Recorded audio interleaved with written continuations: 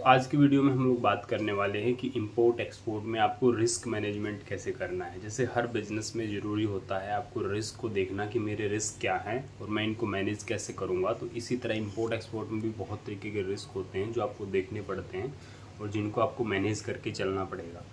बात करते हैं सबसे पहले रिस्क की। पहला रिस्क है कि जैसे मान लो पेमेंट का रिस्क। अगर मान लो आपने एक्सपोर्ट किया या इंपोर्ट किया, अगर मान लिया आपने एक्सपोर्ट किया और पेमेंट नहीं आई तो, या फिर मान लिया आपने इंपोर्ट किया और आपको माल नहीं मिला तो, या आपको घटिया माल मिला है, टूटा फूटा माल मिला, तो क्या करोगे।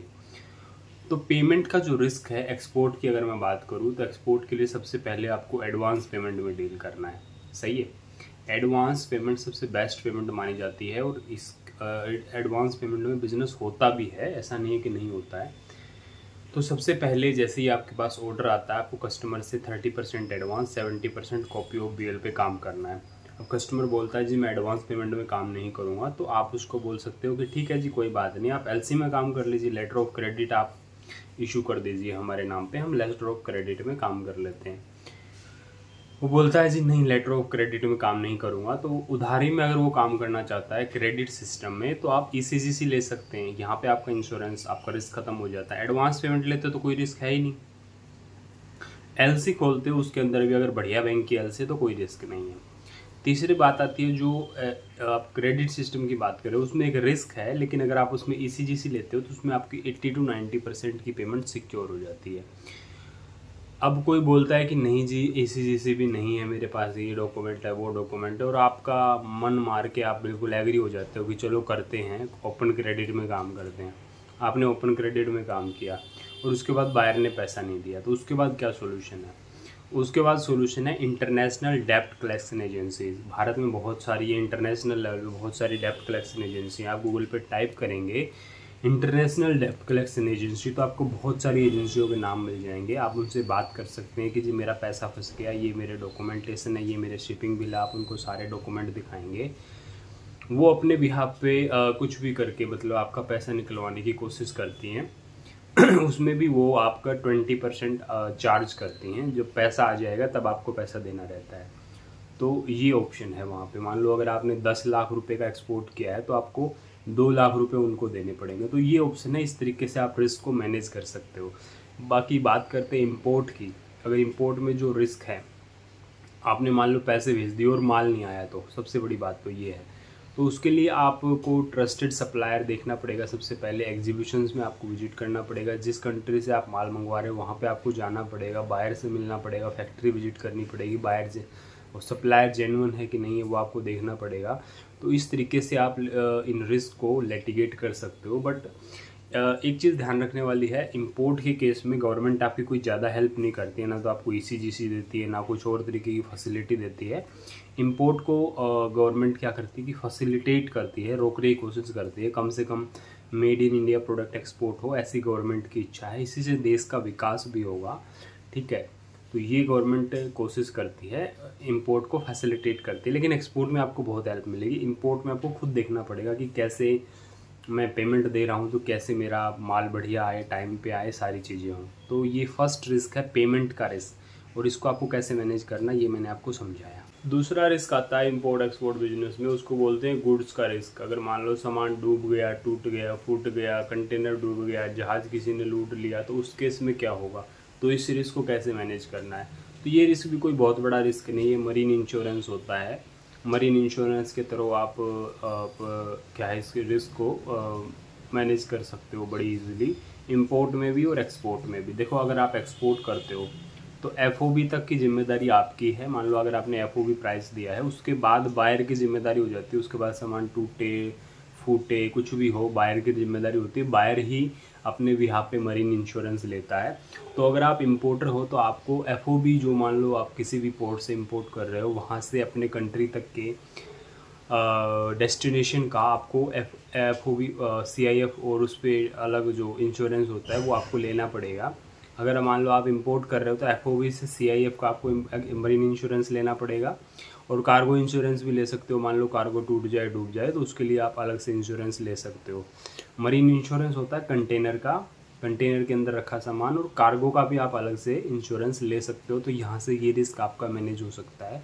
तो पूरी की पूरी वीडियो में हम लोग यही बात कर रहे हैं कि क्या क्या रिस्क हैं और कैसे कैसे आप उनको मैनेज कर सकते हो। तो ये दूसरा रिस्क है, इसको मैनेज करने के इस आपका जो तरीका है वो है मरीन इंश्योरेंस या कार्गो इंश्योरेंस। इंश्योरेंस कंपनी भुगते, आप अपना इंश्योरेंस का पैसा दे दो, ख़त्म बात। उसके बाद आपको चैन की नींद आई, कोई दिक्कत नहीं है। तीसरा रिस्क आता है जो कि इंपोर्ट एक्सपोर्ट बिजनेस में आता है, उसको बोलते हैं करेंसी का रिस्क। जैसे मान लो आज डॉलर चल रहा है 85 रुपये, कल को ट्रंप की वजह से कुछ उठपटांग काम हुआ, डॉलर गिर गया। जब तक आपका पैसा आया तब तक डॉलर गिर गया और रेट हो गया 80 रुपये।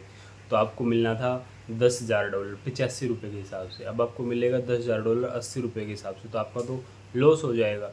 तो इस चक्कर में आप बैंक से कॉन्ट्रैक्ट कर सकते हो, उसको बोलते हैं फॉरवर्ड कॉन्ट्रैक्ट। आप बैंक में जाओ, बैंक को बोलो कि मेरा इतना पैसा आने वाला, मैं बैंक के साथ फॉरवर्ड कॉन्ट्रैक्ट करना चाहता हूँ।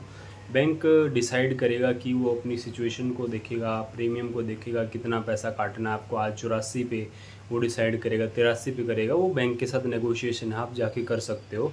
तो जो भी आपका पैसा है वो इस तरीके से आप मैनेज कर सकते हो। सेम केस है इम्पोर्ट में भी है। जैसे मान लो आपको पैसा भेजना है $10,000, $20,000, $1,00,000, तो आप उसके लिए आज मान लो आज डॉलर का भाव है 80 रुपये, कल को हो गया 85 रुपये, तो आपको पैसा ज़्यादा देना पड़ेगा। तो इसके लिए भी आप फॉरवर्ड कॉन्ट्रैक्ट कर सकते हो बैंक के साथ, और इस रिस्क के साथ मतलब फॉरवर्ड कॉन्ट्रैक्ट करके इस रिस्क को मैनेज किया जा सकता है ईजिली। बाकी जानकारी के लिए आप बैंक से बात कर सकते हो। हर बैंक की अपनी शर्तें हैं, टर्म्स एंड कंडीशंस हैं, उनसे आप बात कर सकते हो। चार्जेस क्या लगेंगे, सारी चीज़ों को लेकर आप डिटेल में डिस्कशन कर सकते हो। बट रिस्क को आराम से मैनेज किया जा सकता है, कोई बहुत बड़ी दिक्कत की बात नहीं है। इम्पोर्ट एक्सपोर्ट बिजनेस के बिजनेस में रिस्क आ सकता है जिसको बोलते हैं पॉलिटिकल रिस्क। जैसे ट्रंप जैसे आदमी आते हैं या फिर ईरान जैसे किसी कंट्री पे हमला हो जाता है, तो जनरली क्या होता है, इंपोर्ट एक्सपोर्ट का बिज़नेस से बहुत हर्ट होता है। पेमेंट रुक जाती हैं, ट्रांसपोर्टेशन रुक जाता है, जहाज़ फंस जाते हैं, कंटेनर फंस जाते हैं, तो सारा मामला ठप हो जाता है। तो आपको लगता है कि ना इस कंट्री के साथ युद्ध होने वाला है या वार सिचुएशंस में हमेशा फंसी रहती हैं, तो उनके साथ आप अवॉइड कर सकते हो बिज़नेस करना। सेकेंडली, आप जैसे ये सिचुएशन नॉर्मल होगी, अगर आपका बंदा जेन्युइन है, बायर जेन्युइन है, तो पेमेंट रिलीज कर देगा। और इस वॉर लाइक सिचुएशन में भी लोगों की पेमेंट आई है कैसे कैसे जुगाड़ करके। तो जैसे किसी कंट्री पे सेक्शन लग गए तो वो दूसरी कंट्री के थ्रू रोटेट करके, हालांकि उसमें थोड़ा चार्जेस कट जाते हैं, बट आपको पैसा आ जाता है अगर आपका बायर जेन्युइन है तो। दूसरा, आप इनसे बच सकते हैं। ऐसी वॉर लाइक सिचुएशन में आप बिज़नेस ना करें तो अच्छा है। उन कंट्रियों को आप टारगेट कर सकते हैं जिसमें सिचुएशंस नॉर्मल चलती रहती हैं, तो वहाँ पे आपको क्या है कि रेगुलर पैसा मिलता रहेगा। तो इस प्रकार की सिचुएशन से आप बच सकते हैं। ये वॉर लाइक सिचुएशन एक प्रैक्टिकल दिक्कत आती है इंपोर्ट एक्सपोर्ट के बिज़नेस में। सबसे बड़ा रिस्क है इंपोर्ट एक्सपोर्ट के बिज़नेस में। मान लो आपने इंपोर्ट एक्सपोर्ट का बिज़नेस शुरू किया, सारे लाइसेंस ले लिए, काम करना स्टार्ट किया, मार्केटिंग करना स्टार्ट किया, आपको बायर ही नहीं मिला, तो ये तो सबसे बड़ा रिस्क है। तो इसको अवॉइड करने के लिए आपको टारगेटेड मार्केटिंग करनी है। आपको जो ऑलरेडी इंपोर्ट कर रहे हैं उनसे आप डायरेक्टली कनेक्ट करके देखो, उनके परचेज मैनेजर से, सीईओ से कनेक्ट करके देखो। ऐसे ऐसे टूल्स हैं मार्केट में, सॉफ्टवेयर हैं जिनका आप यूज कर सकते हो परचेज मैनेजर की ईमेल आईडी, मोबाइल नंबर निकालने के लिए।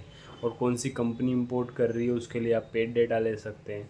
आप हमारे से भी डेटा ले सकते हैं, हम भी आपको डेटा दे सकते हैं हर मंथ के हिसाब से, पर कंट्री पर एचएस कोड के हिसाब से आपको डेटा मिलता है। तो उस डेटा के थ्रू आप राइट मार्केटिंग करेंगे। आपको एग्जीबिशन आप विजिट कर सकते हैं, आप उस मार्केट में पर्टिकुलर विजिट कर सकते हैं जहाँ पे आप एक्सपोर्ट करना चाहते हैं, तो वहाँ पे भी आपको बायर्स मिल जाएंगे। तो आप मेहनत करोगे, काम करोगे, टारगेटेड मार्केटिंग करोगे, डिजिटल मार्केटिंग का आप सहारा ले सकते हो, ईमेल मार्केटिंग, कॉलिंग, आपको टीम बिठानी पड़ेगी, काम करना पड़ेगा, मेहनत करनी पड़ेगी। ऐसे नहीं होगा कि आपने जस्ट स्टार्ट कर दिया और आपका इंपोर्ट एक्सपोर्ट बिजनेस स्टार्ट हो गया। आपको मेहनत करनी पड़ेगी, रेगुलर फॉलोअप लेना पड़ेगा, सिस्टम्स आपको अपनाने पड़ेंगे, प्रोसेस अपनाने पड़ेंगे, खर्चा भी होगा बिजनेस में। ऐसा नहीं कि जीरो इन्वेस्टमेंट से स्टार्ट हो जाएगा। बिजनेस है, बिजनेस स्टार्ट करने के लिए पैसा लगता है, तो खर्चा भी होगा, तो उस चीज़ को भी आपको देख के चलना है।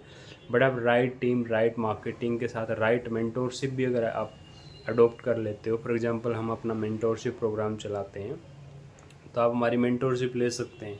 हम आपको गाइड करेंगे जीरो से लेकर के टिल आपका एक्सपोर्ट ना हो जाए तब तक। और हम लोग उसके लिए प्लेटफॉर्म भी बना रहे हैं कि जहाँ पे बायर्स आएगा अलीबाबा की तरह। जैसे चाइना से अगर आपको माल लेना तो आप अलीबाबा भी जाके सोर्स कर सकते हो। वैसे इंडिया के लिए कोई प्लेटफॉर्म नहीं है, तो हम प्लेटफॉर्म बना रहे हैं अपना निर्यात बाज़ार के नाम से, तो वो भी हम लोग एक्सपोर्टर्स को हेल्प करने के लिए बना रहे हैं। बाकी आप हमारे से आप हेल्प ले सकते हैं, हम आपको ट्रेनिंग दे सकते हैं। जैसे फ्री के आप मेरी वीडियोज़ है वो देख सकते हैं, पेड की कंसल्टेंसीज भी हमारे रहती हैं, वो भी आप देख सकते हैं। उसके लिए आप मुझे कॉल, डीएम, व्हाट्सअप कर सकते हैं। और हम आपको बता देंगे कि क्या चार्जेज हैं हमारे, ठीक है। तो इस तरीके से आपको राइट वे में काम करना है तो एक्सपोर्ट का बिज़नेस ज़रूर होगा, 100% होगा। इंडियन गवर्नमेंट बहुत प्रमोट कर रही है और एक्सपोर्ट एक डायरेक्ट देशभक्ति है। तो let's do export, let's do देशभक्ति। जय Hind, thank you so much.